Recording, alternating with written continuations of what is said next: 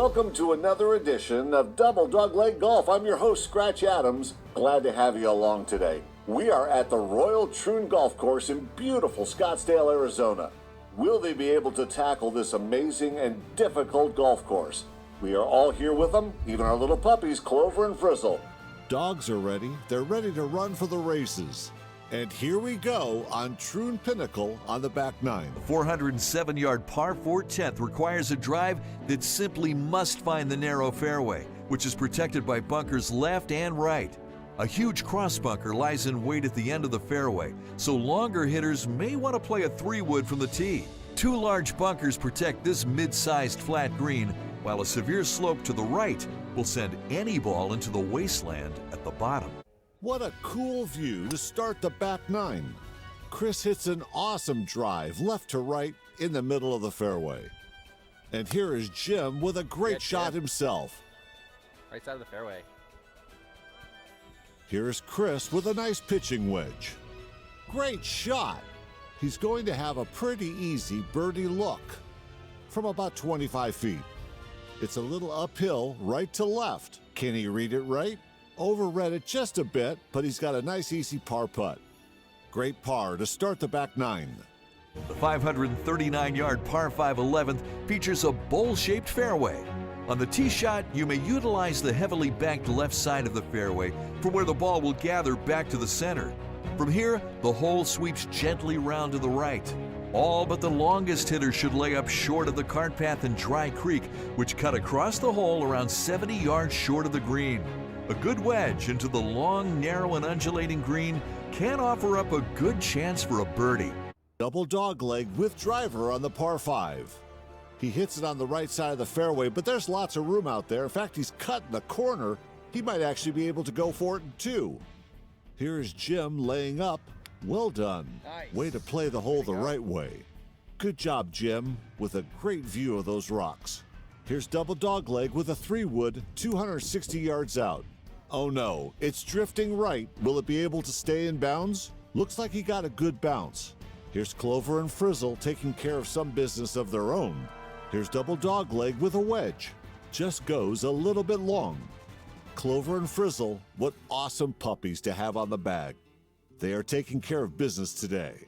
Here's double dogleg with a nice little chip near the green, setting himself up for a par putt. What a nice up and down.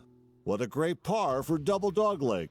The 416-yard par 4 12 plays uphill to a left-to-right sloping fairway. Drive should favor the left, with a right-to-left ball flight being the ideal shot. The creek that cuts across the hole shouldn't really come into play for most golfers, and the approach to the green will be with a short iron. The green is guarded by a bunker right and mounding short left. Double dogleg with driver. Hits a nice shot on the left side of the fairway. Well, he's not the only one teeing off on this one. Here's Corinne, his wife, with a great swing.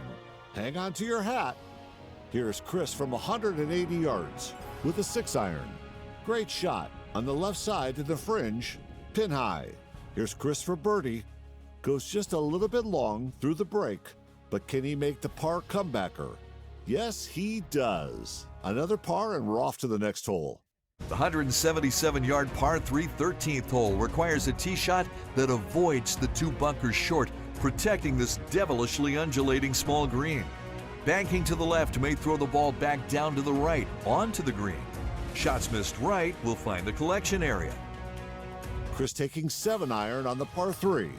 Goes just a little bit to the right. The wind is taking it just a little bit to the right of the green. Gonna be pin high, he's got a putt. Here's Corinne. What an awesome caddy. She's doing a great job on the cart. Corinne is out here for adventure, not just for the golf, but to have a great time. Here's Chris for birdie with a nice little lag putt. Just a little short and left of the hole. He goes on to miss that putt to make a bogey. But Jim shows him how to get it done with a great 2-putt. The 609-yard par 5 14th is the longest hole in the course. The ideal tee shot must avoid the bunker protecting the corner of the dogleg at the narrowest point of the fairway, leaving a straightforward, trouble-free second shot down the left to right sloping and generous fairway. The approach to the green needs to be played over the right edge of the bunker short of the green. Two bunkers to the right protect the green, which is slightly angled to the playing line of the hole and relatively narrow. Longest hole on the course, par 5. Double Dogleg takes out that driver again and whacks one down the left side. Didn't quite get all of it, but he should be okay. A nice little 5-iron here. Pured it. A great layup approach. Here's Double Dogleg's third shot. Oh, the wind's got it. It's heading out to the right. The wind is really starting to pick up. He's got an awkward chip shot. He's got to get over the bunker. A pretty good chip. Not a lot of green to work with. He's going to end up making another bogey. The 371-yard par 4 15th hole requires a drive that favors the right half of this generous rolling fairway. The approach from the wide fairway needs to be played to the right side of the green to avoid the two bunkers short left, which provide the danger on this multifaceted green. Your approach needs to be accurate to find the correct section of this green to set up a good chance for birdie. Chris taking 2-iron this time off the tee. Nice little shot on the left-hand side of the fairway. Sets up to a good position about 115 to the pin. Taking a pitching wedge, a nice little light wedge. He's going right at the pin, going just a little bit long there because of that pesky wind. Chris's playing partner showing him how to do the up and down. Good chip. Chris with a nice little wedge. Oh wow, really nicely done. Very well judged. Gonna tap it in with the wedge. Gonna be 6 over after 15. 140-yard par 3 16th is the shortest hole in the course and is a real gem. A carry over the water is the first obstacle, and although some way short of the green, it still creates a few on-the-tee nerves. Large bunkers protect the left and right sides of this green, while a small, almost pot bunker stands out in the middle. Chris taking 9-iron on this beautiful par 3. It's a nice shot right at the pin. Just a little bit long with that back wind. Cool view with the wife and the puppies. An awesome view of the water that Chris was able to avoid. He's got quite a putt ahead of him. A huge slider from left to right. Great putt. What a putt. Get in the hole. It's tracking. Oh no. Double Dogleg, here he is for par. Oh, he just misses it, and look how the wind pushes it back.